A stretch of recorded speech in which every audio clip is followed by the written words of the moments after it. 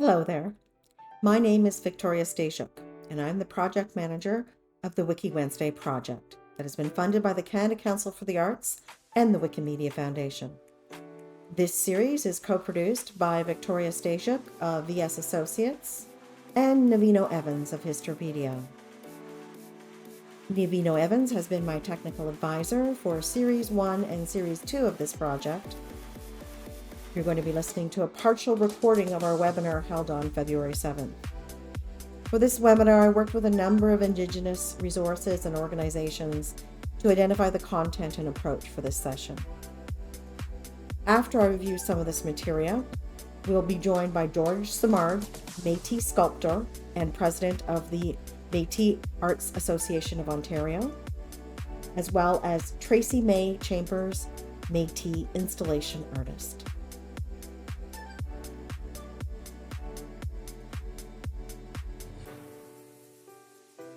For those that are joining us for the first time, part of our goals are to address the fact that there are some people who are not fully connected to the Wikidata knowledge, as well as and how it's affecting their discoverability online. So when you look at this map here, and the map is moving now. Let me see if the map is moving. Yeah, so you can see how it changes from dark to light over time, and you can see how that there are parts of the globe that are dark. And those parts of the globe that are dark, Canada, Africa, Australia, and South America, that's part of what we're trying to do, is address some of the gaps in Canada. The other thing that I just want to say a brief word about is that for the first series, we focused on the uninvited show from the Michael. And then for the second one, we focused on a knowledge graph with the Sobey Art Award winners. And this is something that if you're interested in working on more editing projects and learning more, we can set up one-on-one sessions with you on this.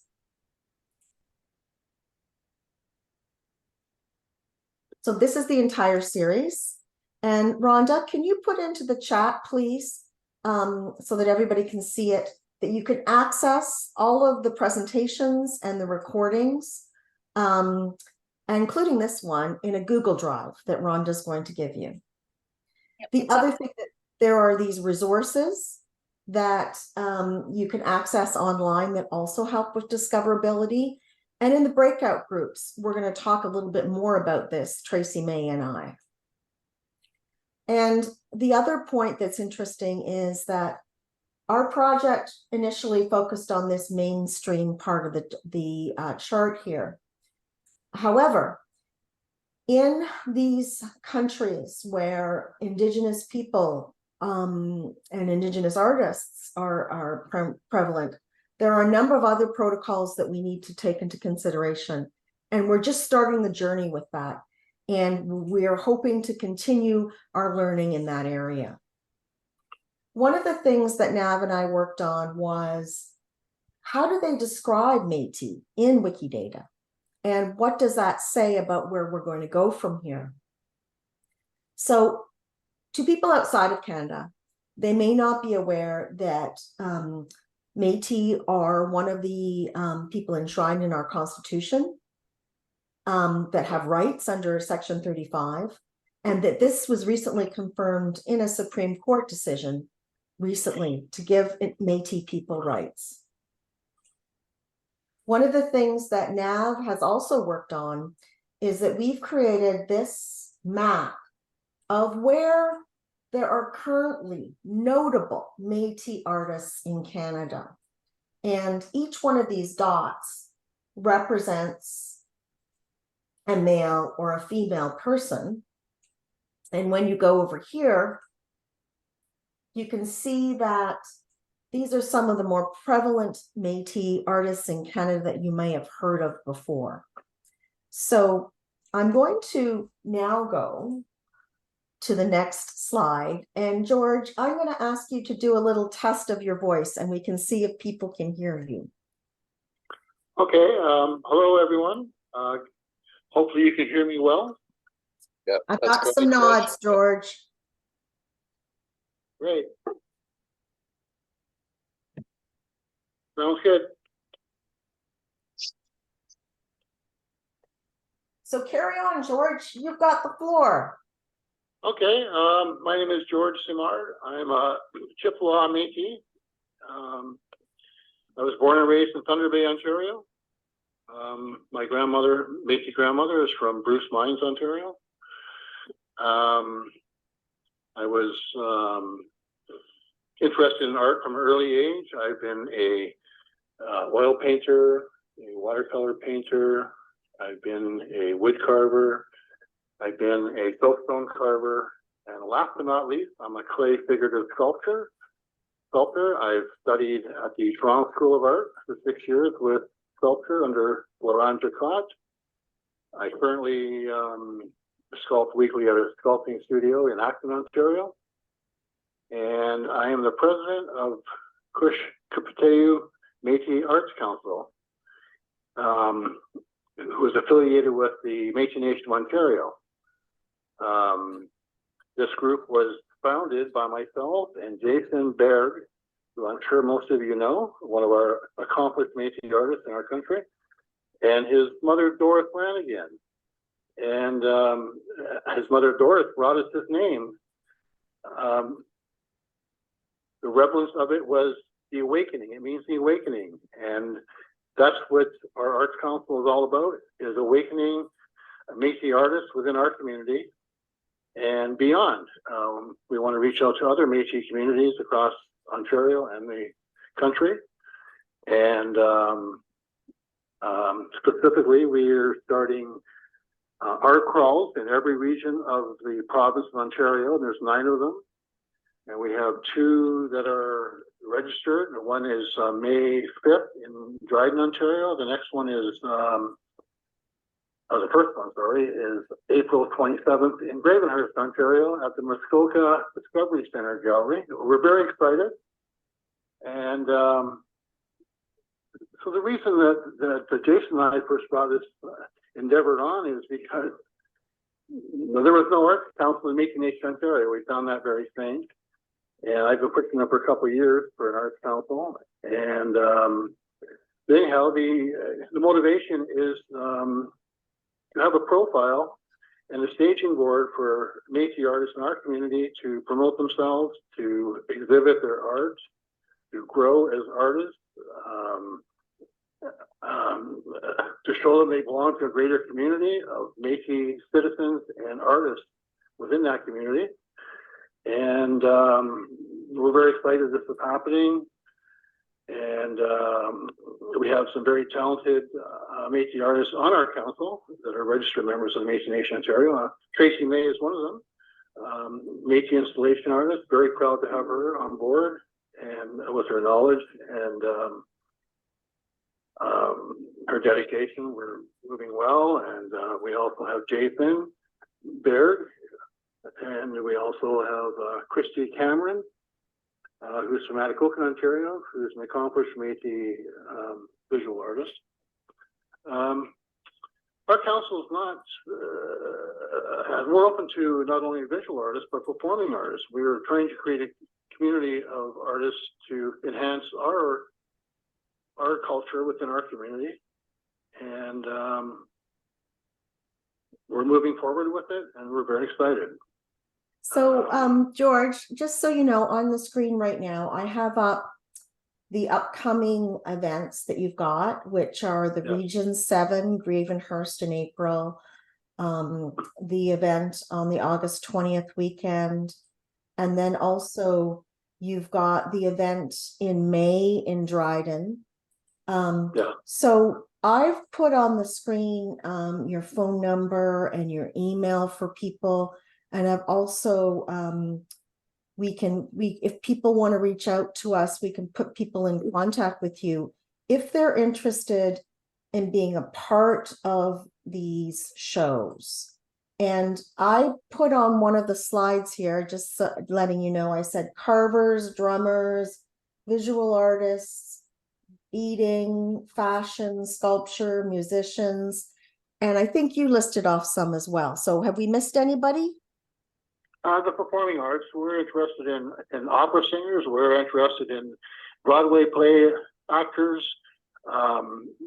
musicians. We just want to bring the whole art community together and have a platform for them to register and to connect with other Métis artists. And the artists that are part of this meeting today that would like to contact me, I would surely like to hear from you. And hopefully we can encourage you to be involved with our movement, the Awakening. And it does go beyond registered members of Métis Nation Ontario, but that's our specific group that we're connected to. And I'm open to embracing all Métis artists from all Métis communities to work together and possibly have a provincial art show in the near future or a national show. There's endless opportunities. Apparently 30% of the Indigenous population in Canada is Métis, and only 2% is the artists from that community. And we're very low in our standings in that, and we need to improve that. We need to be on the stage, and we need to show people who Métis people are. A lot of people in the white communities do not know what Métis people are, and that's part of our mission, is to bring art to them so they can see and talk to our community and they can get to know us. So I just wanted to let you know, George, that we have a question from someone in the room, and Okay. Tracey-Mae and I met a little while ago with Liz Barron, and she's joining us today.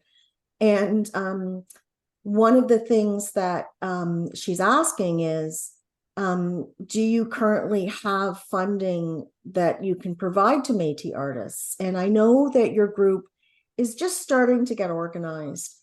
And part of what Tracey-Mae and I were talking about with Liz's group is how the two groups can help each other.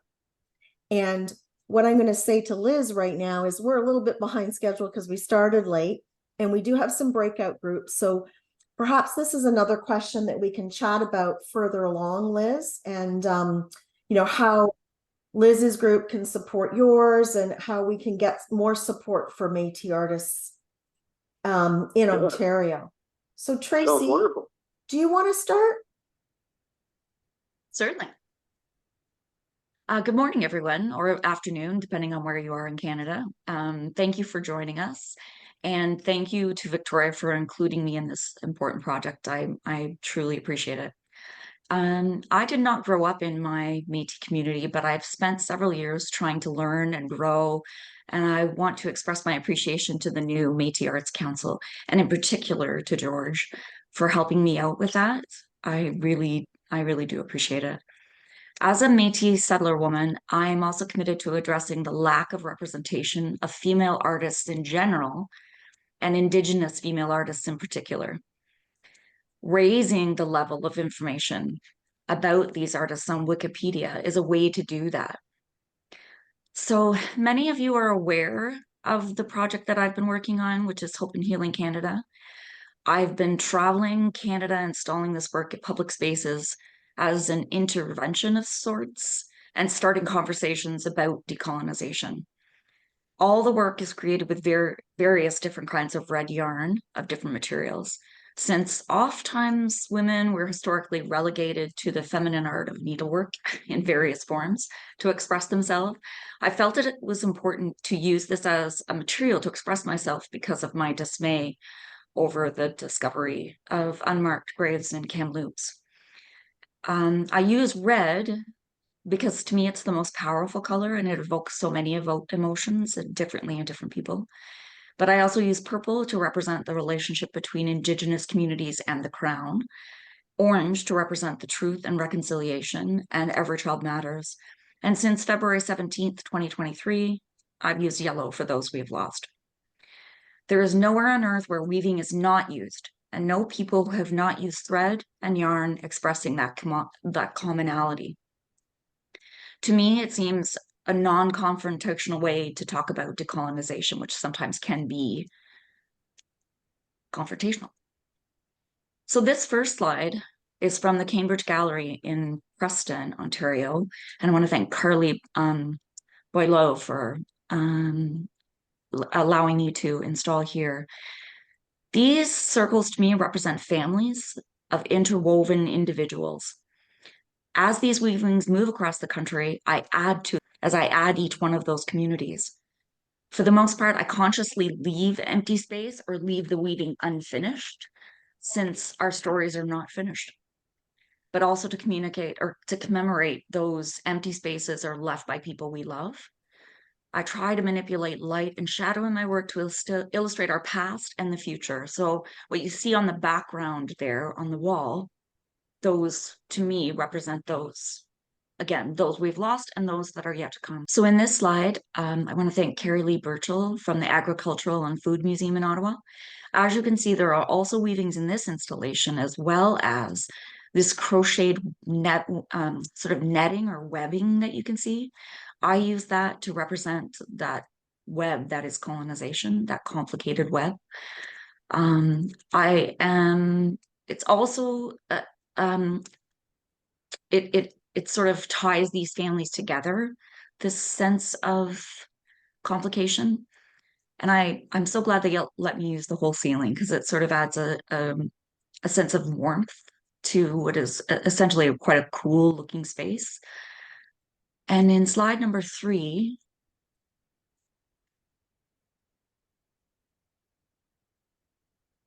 I was welcomed to the Surrey Museum by Colleen Sharp. And I want to explain that these pieces you see here have been used in other installations across the country. So each time they come back to me in a big box, I clean them and then I add to them. So I will continue to sew on them, crochet, knit, weave, whatever it is. And so they grow, again, representing that community that I've been in. And I reuse the smaller pieces of yarn to crochet what looks like little bowls or seed pods that I use in different installations as well. This installation is meant to complement that window that you see in the background there, that mural that's on the windows. And I wanted to replicate those waves. And the piece in the foreground is meant to shadow that canoe that you see suspended from the ceiling. When I arrived at the museum, they told me the story about the canoe. It had become recovered from a swamp area, and it was covered with mud and water and such.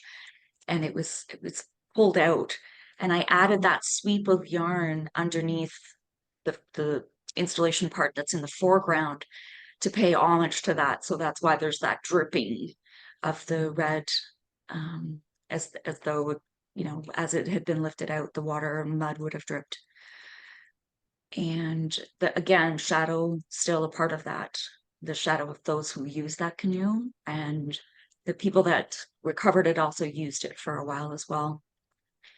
And as we go to slide number 3, or I'm sorry, slide number 4. So this is actually, I want to thank Michael Patton, and he was facilitating for BACA, and this is at Art Mira Gallery in Montreal. Sadly, this photo does not represent the entire installation. The gallery is actually 3 floors of windows. So this is one window, but I don't have the skill to take photographs from outside without glare. I don't know how to do that. So it's only the photo of the first floor. But when I was preparing for this webinar, I realized that the fact that the photo only shows a small amount of the installation is important. It's essentially what this project that we're working on is about. It's what we're addressing. The viewer of this photo cannot see the whole picture, right? They can only see this one part of the entirety. So it's illustrating the point of this, that this underrepresentation. So I had not considered that addressing the lack of presence of Indigenous artists on Wikidata could be part of decolonization. It wasn't, well, partially because I didn't know about Wikidata, and I didn't know how important that was to every artist, no matter who they are. So learning how little of the greater picture we as Métis people represent in the art world nationally and certainly globally is disconcerting. And something like being able to increase our presence on Wikidata and therefore across the web in its entirety is incredibly important. And I think something like this, learning how to do that within Wikidata and having these Wikidata events, I think will help with that, or I'm hoping will help with that. And since the title of my project is Hope and Healing Canada, this sort of slides right into that, because you have to continue to be hopeful, and I certainly am. And so again, I appreciate being here today and being involved in this.